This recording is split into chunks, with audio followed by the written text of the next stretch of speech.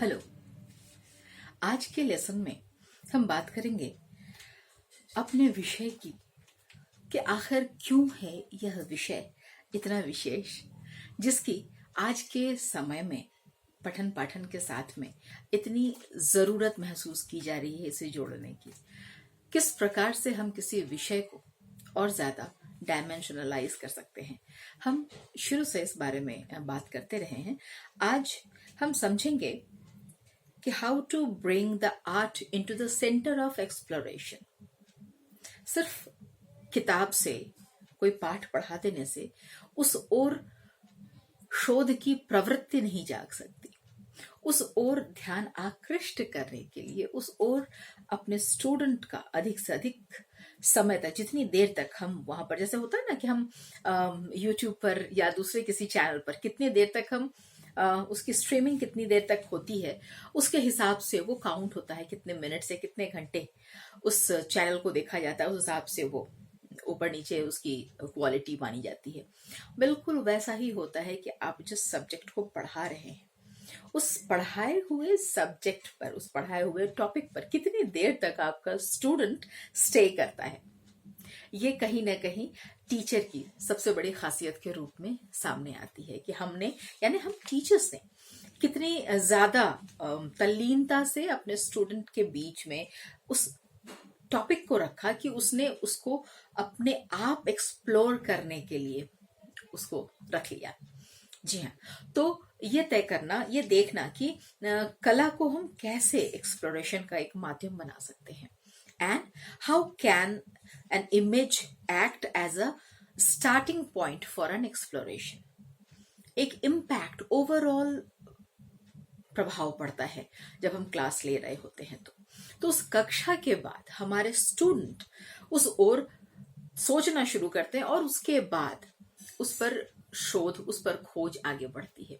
अगर हमने एक एग्जाम्पल के रूप में लेते हैं कि अगर हमने एक माध्यम के रूप में अगर ड्रामा को हमने लिया है और हमारा विषय जो है वो विषय है, मान लीजिए भूगोल, तो भूगोल में और ड्रामा को, दोनों को अगर हम क्लब करते हैं तो उसमें सबसे बड़ी सुविधा ये है कि सिर्फ ये बताना कि हाँ मैदानी हिस्सा ये है, पठारी हिस्सा ऐसा होता है, ये शायद सिंगल लेयर में पढ़ते जाने से रटा ही जा सकता है। लेकिन अगर उसको हम एक इंटरेस्टिंग वे में, अगर हम चित्रों के माध्यम से पठारी, पहाड़ी और मैदानी, इन तीनों इलाकों के रंगों का फर्क हम चित्रों से जब दिखाते हैं तो निश्चित रूप से वो चित्र दिमाग में छप जाता है।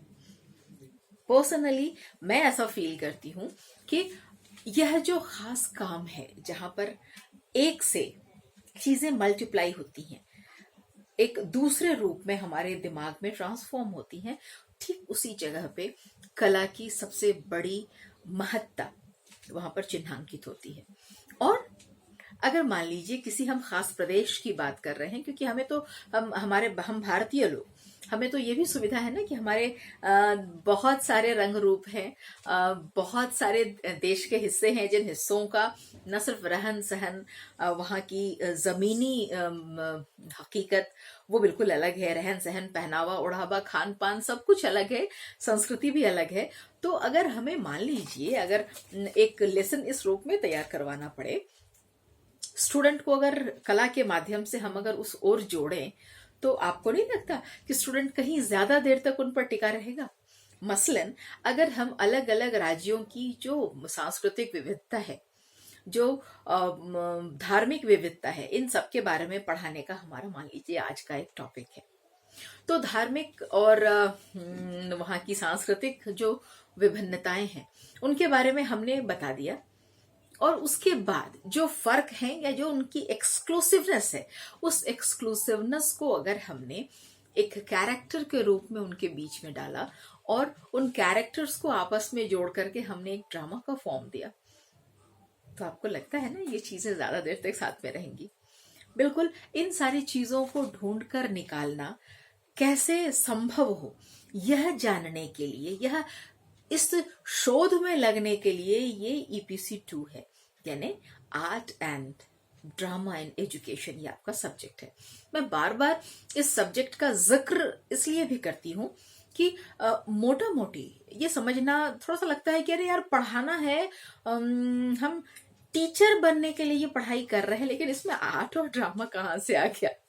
तो मतलब इसको इस रूप में समझना है कि यहाँ पे ना तो आपको गवैया बनाना है, ना आपको एक डांसर बनना है, ना आपको एक बहुत बड़ा ड्रामाटिस्ट बनना है, लेकिन इन सब चीजों को हम इस्तेमाल कैसे कर सकते हैं, हमें ये सीखना है। और हमें सीखना है उन एरियाज को चुनना। Learn to identify areas that are best suited for drama. हमें ये भी चुन के निकालना है। आप बता सकते हैं बेस्ट सूटेड एरिया कौन सा हो सकता है?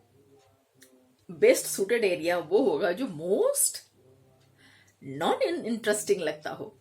जी हाँ, जैसे मान लीजिए मतलब मैं बस एग्जाम्पल के लिए दे रही हूं, जैसे इतिहास में कौन किसका बेटा था, कौन कहां से कब तक किस क्षेत्र से किस क्षेत्र तक उसका अपना आधिपत्य था, ये सब कुछ जताने बताने के लिए ये रटने से कहीं ज्यादा अच्छा है हम अगर एक संवाद के रूप में अगर उन बच्चों को पकड़ा देते हैं और एक ड्रामा तैयार कर लेते हैं, तो वो एकदम से याद हो जाने वाली चीज हो जाती है। तो ये सोचना, ये ढूंढ कर निकालना भी हमारा ही काम है। Eight the same time develop a perspective and appreciation of art, nature, human existence, relations. Okay? अब जैसे देख लीजिए, हम अगर एंथ्रोपोलॉजी की बात करें, मानव शास्त्र की बात करें, तो निश्चित रूप से आज से मतलब 700, 800, 1000, 1500, 2000, 3000 साल पहले हम ऐसे नहीं थे जैसे आज हैं। हमारे पास मान लेते हैं कि जो हमारे साक्ष्य हैं वो साक्ष्य बताते हैं, हमारे जैविक जो परिवर्तन हमें होते चले गए उनके साक्ष्य हैं हमारे पास, लेकिन उसके बाद हम कैसे कैसे हमारे अंदर परिवर्तन आते गए, हम और बेहतर से बेहतरीन होते चले गए, हमारी अपनी सामाजिकता बढ़ती चली गई। ये इस चीज को समझने के लिए हम यहाँ पर भी ड्रामा का इस्तेमाल कर सकते हैं। कैसे, ये मैं आपको प्रैक्टिकली फिर अगली बार बताऊंगी, लेकिन इन सारी चीजों को एक टॉपिक के रूप में और एक विषय के रूप में चुनने का भी यह एक ट्रेनिंग पीरियड है जिसे हम इन लेसन्स के माध्यम से समझ सकते हैं। और उसके साथ साथ recognise the role of drama as education with elementary school. अब क्या है, ड्रामा का रोल क्या है? जहां पर एक मॉडल स्टैब्लिश करना है वो तो है ही, at the same time class के मैक्सिमम स्टूडेंट्स को उसमें शामिल करना है। नंबर 3, जो हमारा टॉपिक है वो हर एक के बीच में पूरे के पूरे पेनिट्रेशन उनका हो सके, ये सुनिश्चित करना है। इसलिए भी रिकॉग्निशन जरूरी है। चलिए, ये तो मैंने अपने हिसाब से बताया। अब एक छोटा सा एग्जाम्पल आपके सामने रखूं। जैसे मान लीजिए एकदम छोटे से बच्चों के लिए हम जैसे अ ई को ही ले लेते हैं, ठीक है? तो अभी मैं जो आपके सामने में एक एग्जाम्पल के रूप में चीज रख रही हूँ वो है अक्षर कविता। बिहार के बहुत बड़े महापंडित हुए हैं महाकवि काशीनाथ पांडे, ये उनकी कविता है अक्षर कविता। तो मैं उसी कविता को मैं यहाँ रेफर कर रही हूँ। अब आप इस पर देखिए कि एक्सप्रेशंस कैसे काम करते हैं। एंड अब इसके साथ में एक स्टोरी डेवलप हो रही है, बिल्डअप हो रही है एक story. How it works, please see. अ था अकेला, सृषा हुई यानी इच्छा हुई, आ गया ई, इतना द्रुत, इतना ह्रस्व, इतना शीघ्र कि देखे तले हो गया ई, वह किसी स्थान पर था। ओ, उसने देखा ऊ, अच्छा, उसने पुकारा ए, पलटकर उसने कहा ए। ओ, विस्मय हुआ, अरे वो तो बोलता भी है। फिर भय हुआ, हो यह कहीं मुझे मार न दे। पर ध्यान गया कि अरे यह तो मेरे ही जैसा है, अंग। तब आश्वस्ति हुई, आह, मैं तो नाहक ही डर रहा था।